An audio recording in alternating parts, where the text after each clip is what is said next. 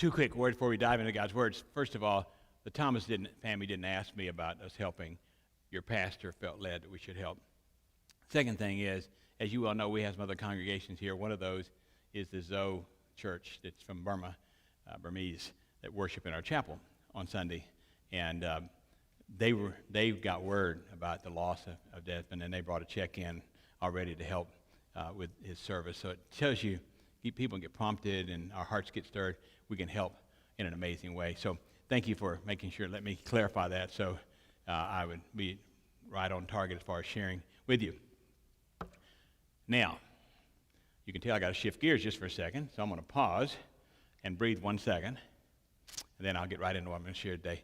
This week I had the privilege of being able to interact with Ukrainian pastors who are in the middle of an aggressive and challenging war that has unbelievable challenges to it, and they began to share different things that they were contending with. And one of the things that stood out to me is that one of the pastors said, right now, there are 50 drones flying over our head where we're at meeting in this area. He said, those 50 drones, we don't know where they'll hit. We don't know if they'll hit here, but we've come together to learn from God what he has for us. And as he was sharing this, I thought to myself, if you or I had 50 drones flying over us, then we probably would not be sitting in a Bible study. We'd probably be sitting in a shelter somewhere trying to avoid the challenge and the conflict of that.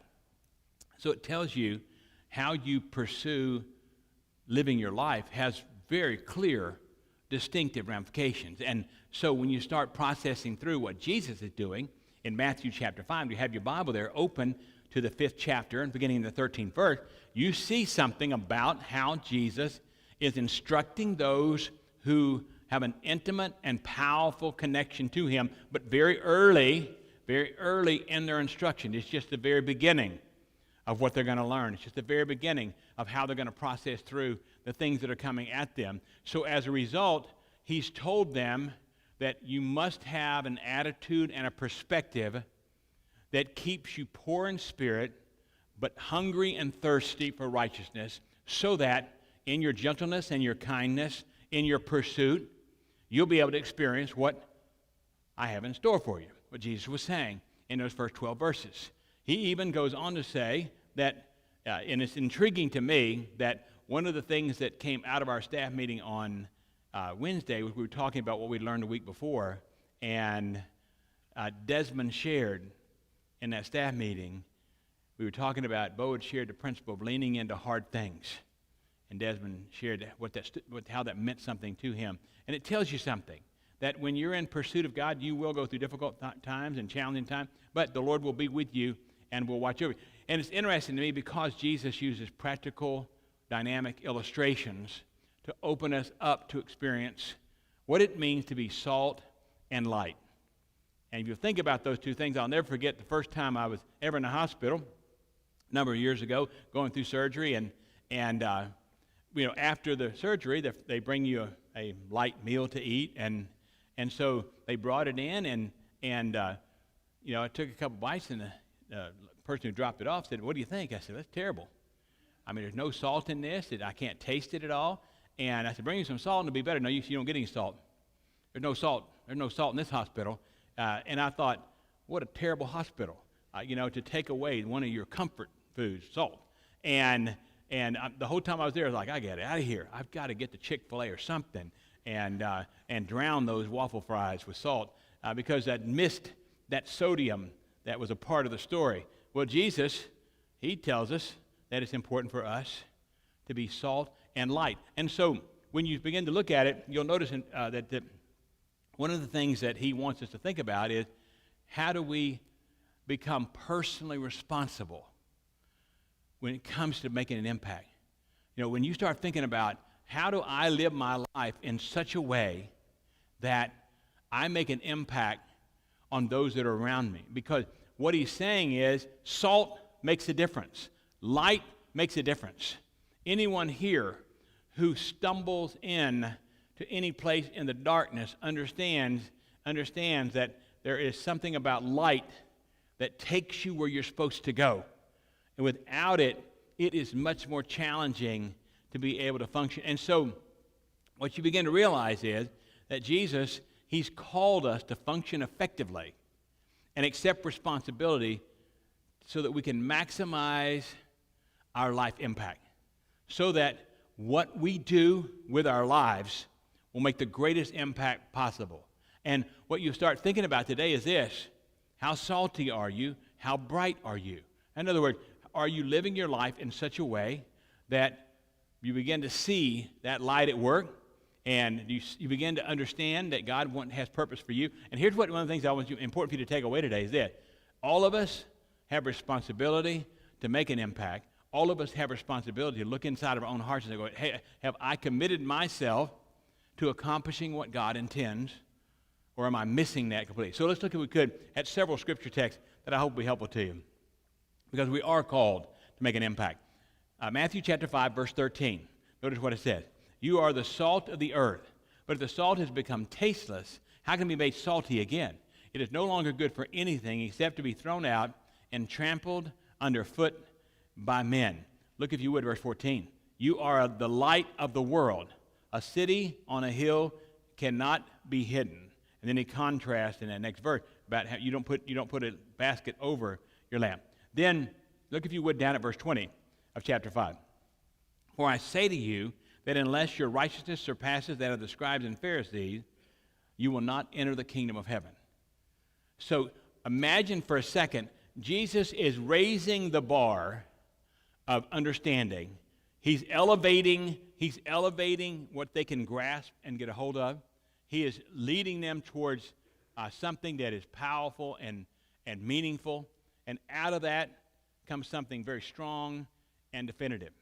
So what you begin to realize is that out of this, there's something amazing happening in the lives of the disciples, because they're hearing these instructions, and these instructions are very, very distinctive. All right?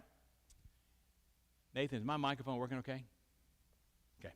Very good. I keep hearing different sounds in my ears, and I'm thinking, well, either it's on or off or somewhere in between. I'm thankful that it's working. So, very good. So Jesus, he lays out for them an understanding that the word surpasses means that it has to go far beyond what those who practice like Pharisees, those who live with rules. It has to go past all that, which is what he's trying to get across to you and me. It is not the rules of life that are the key. It is, watch this, it is the righteousness of God that is the key. All right, because a person can have 1,000 rules, but it doesn't get them, in particular, may not get them where God wants them to go. Look, if you would, in Mark chapter 9, listen to what Jesus said. For everyone will be salted with fire. All right, salted with fire. Salt is good, but if salt becomes unsalted, with what will you make it salty again? Have salt in yourselves and be at peace with one another. All right? So Jesus says there's not only going to be something that's salty to you, it's going to be like a fire burning in you. And listen, our witness, our commitment, our lives should have a fire that burns, that drives us towards something to accomplish what God intends. And if the fire's gone, then the truth is there's a possibility the salt is gone as well. Colossians chapter 4, verse 6, another verse I want you to see. Let your speech always be with grace, as though seasoned with salt, so that you will know how you should respond to each person. All right? So here's what Paul says. When you get salty, you know how to effectively minister to other people. You know how to make a difference in those that you're encountering. And I don't know if you're like me. Have you ever had something that you salted too much? In other words, in your mind, you were thinking, I'm going to put a little salt on that. And then a little bit later on, you forgot you salted, so you salted it again. And then you took your first bite. And you go, oh, man, I can't believe it's so salty. All right? What Jesus is saying is, when you get salty, it won't be something that's distasteful. It will be something that's powerful. All right? So, when you get in these verses, in verses 13 through 20, now remember, what is Jesus doing? Jesus wants you and me to come to a place where the game plan for our lives will unfold in such a way that when people see us, it leaves a good taste in their mouth. And when people watch us, they'll see light inside of us. all right, which tells you how important it is that we're effective in living day by day. So Jesus is not trying to give a game plan that goes somewhere way out there. It's about day by day now, how we live it out. So that's the first concept you see, because he talks about being salty, learning how to live it out in a way that brings honor to him. Look at with me again at that verse.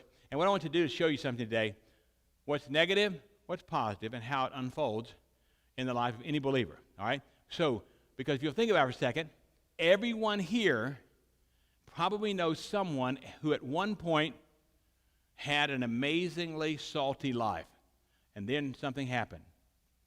Life stole their salt shaker. Life stole their focus. Life dampened their light. And when it did, something began to happen inside of that person, and they began to miss the opportunity to be everything they could be. Look at the verse with me, if you would. Notice, if you would, verse 13 again. You are, now, so he's making it, first person, you're the salt of the earth. But if the salt has become tasteless, how can it be made salty again? It is no longer good for anything except to be thrown out and trampled underfoot by men. What Jesus is getting across to you and me is that choices have consequences. In other words, you make a choice to live a certain way, it has a consequence. You make a choice to live the wrong way, it has a consequence. And what you've got to realize is this: every choice, because it does bring a consequence with it, we have to process through the consequences whenever we step in the wrong direction, whenever we make the wrong choice. So we make a choice to do something. We make a choice to live a certain way. We make a choice to be who God intends for us to be. And out of that choice, we start getting saltier and we become more effective. Because what Jesus was saying was, people who are salty and light are effective.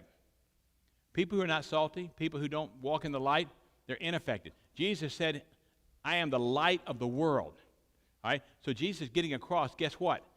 When you represent me, you represent the same light that I'm shining in the hearts and lives of people. So, what's the negative to an unsalty life? I'll think of it for a second. It's lost opportunities. It's moments where you could have had a great, tremendous impact, but instead, you held on to your salt shaker instead of spreading out your witness. Why was Jesus giving them such a practical way to look at life? Because, listen, if it's impractical, we won't do it. If it's impractical, we will miss the target. But if it's practical, we can understand. So think about in your own life today, what if God is directing you specifically to have an influence on a particular person, and you have the best opportunity to do it? You are in school with them, or you have a chance to work with them. You have an opportunity to live by them. You have an opportunity to encounter them. And all of a sudden, you stop and you look at church and go, wait a minute now. I haven't salted anything. I've lost every opportunity because I have focused in on my own world. And listen carefully. Jesus wanted you to move out of your world into his world. And his world was that you and I would be salty, that people would understand what we live for and why we live for it. What's the positive? The person who is salty makes an amazing impact in the world. They make an amazing impact. In other words, they start living out what it is they have learned. And here's what's interesting. The disciples didn't know everything. The disciples didn't have an answer to everything. The disciples were just learning. They were just learning. By the way, think about it just for a second. You're a disciple. Jesus called you to be responsible, to be involved and engaged in what's going on. And then he sits down with you, which is what Matthew 5 says.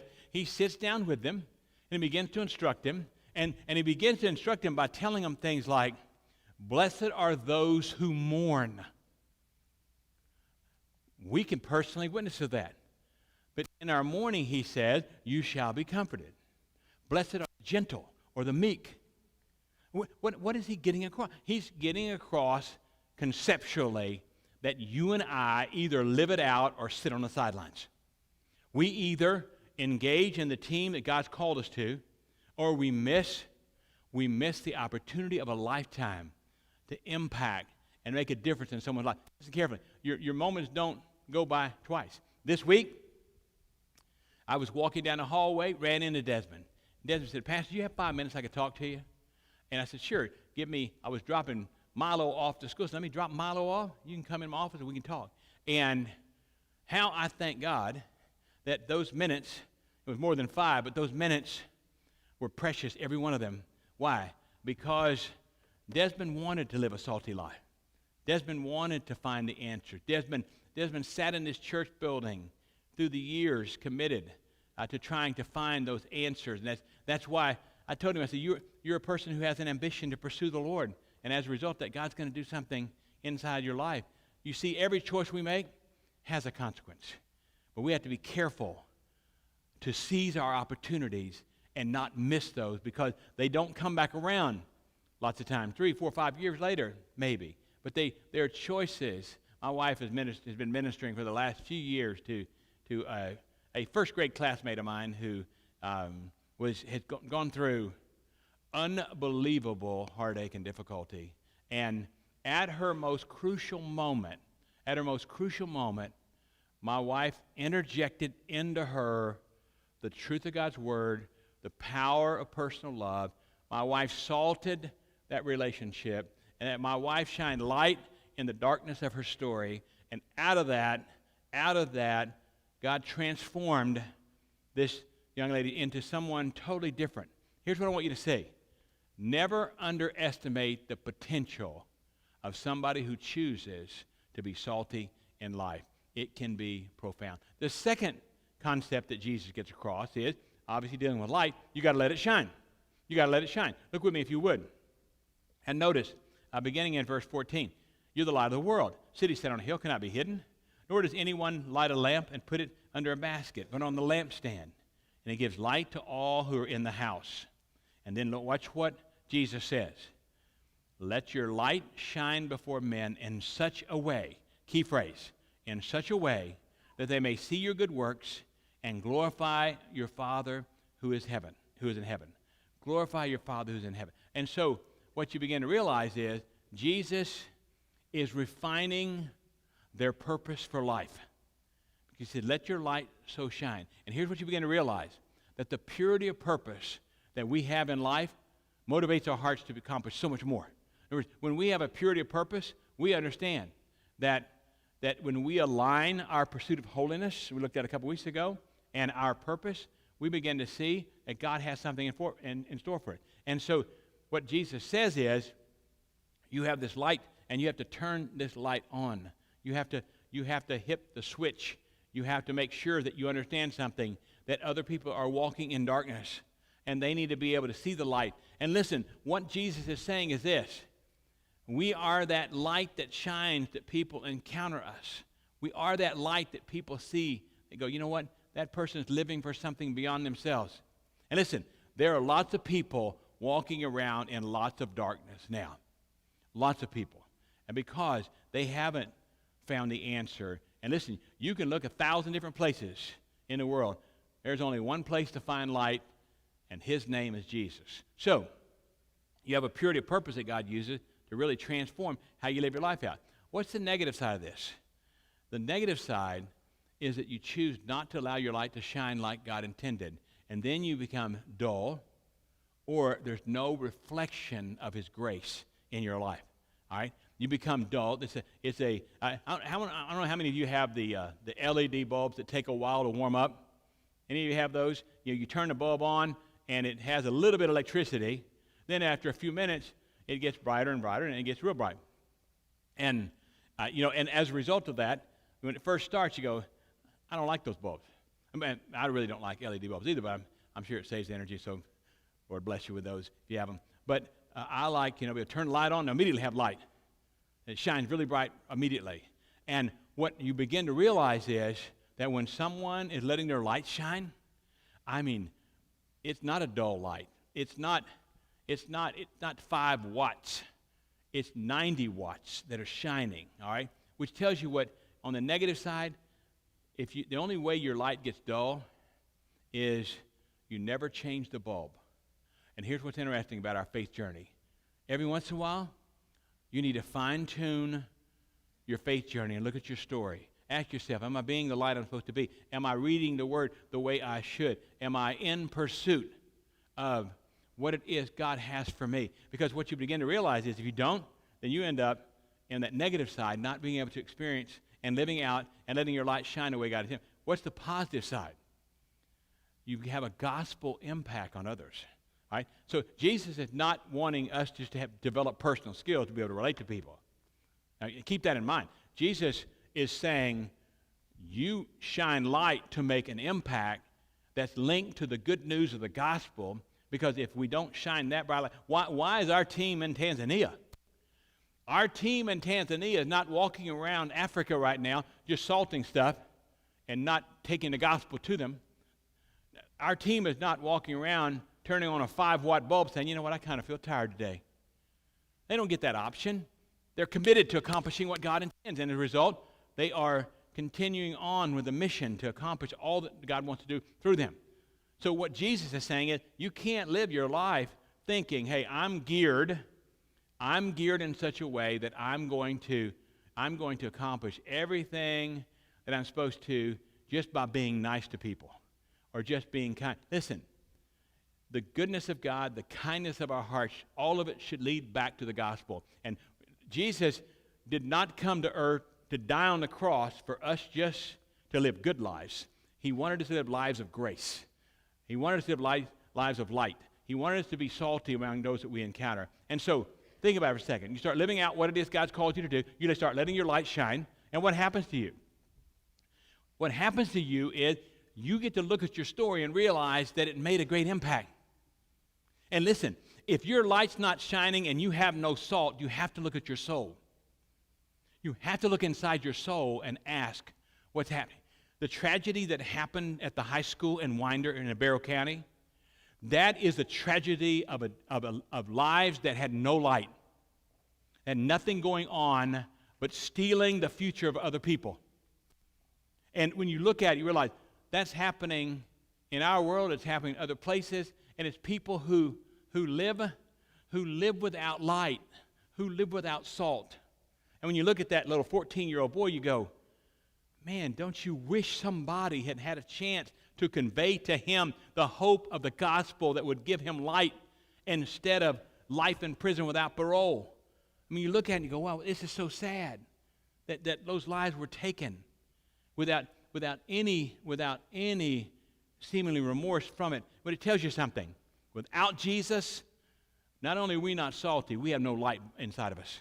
And for those who are living in that area in particular, I guarantee a bunch of them are in church today because they are looking for something to hang on to in the midst of a great sorrowful thing. And we have people like Nathan and others who are principals in schools who deal with all these things all the time. And I've never asked Nathan the question, but here's the thing you run into. If somebody walks into school with no light in them at all, how do they find a path? If they have there's no gospel impact, no hope, how do you give them something? And let me tell you, it is us. It is them. It is us sharing with them, because that's what changes lives and makes a difference. And it can take a boy like me from a drunken home and let the light of the gospel shine in me, and I spend a lifetime living as a pastor committed to accomplishing God's purpose. Why? Because somebody walking around me was salty enough for me to want Jesus and put a light bright enough for me to see that Christ was the answer. That is how our lives work. Final thing, to wrap it all together. The final thing you see is Jesus does something very interesting, because he brings in all the prophets, all the Bible, into their understanding. Because remember, before Jesus, all they looked to was what the prophets said and what the Old Testament said. That's all they had to hang on to. So you begin to realize that we are called to make a difference. We're called to make a difference. And so look at me if you would, because I want you to see this, because you'll see something very unique. Verse 17. Do not think I came to abolish the law of the prophets. I did not come to abolish, but to fulfill. For truly I say to you, until heaven and earth pass away, not the smallest letter or stroke shall pass from the law until all is accomplished. And the original word, if you went back to the original language right there, would be iota. You've heard that word before. I don't give an iota. That's what he's saying. It's the same word right here. The smallest letter or stroke shall pass from the law until all is accomplished. Whoever then annuls one of the least of these commandments and teaches others to do the same shall be called least in the kingdom of heaven. But whoever keeps and teaches them, he shall be called great in the kingdom of heaven. For I say to you, unless your righteousness surpasses that of the scribes and Pharisees, you will not enter the kingdom of heaven. Here's the concept. The entire Bible was written to guide and instruct. And frankly, we have some who never walk into the Old Testament, never walk into things and saying, that's not relevant. What's relevant is just the New Testament. Listen, the entire Bible was written, and Jesus said, you better follow what it says, you better follow what I'm saying in order for you to make a difference. I mean, listen, you think about Psalm 23. Yea, though I walk through the valley of shadow of death, I'll fear no evil, for God is with me. Surely goodness and mercy will follow me all the days of my life. How can you negate those promises when you're mourning the loss of a 30-year-old young man? Surely goodness and mercy followed him until the very last moment of his life. The negative is this. We ignore precious promises. We ignore what is precious.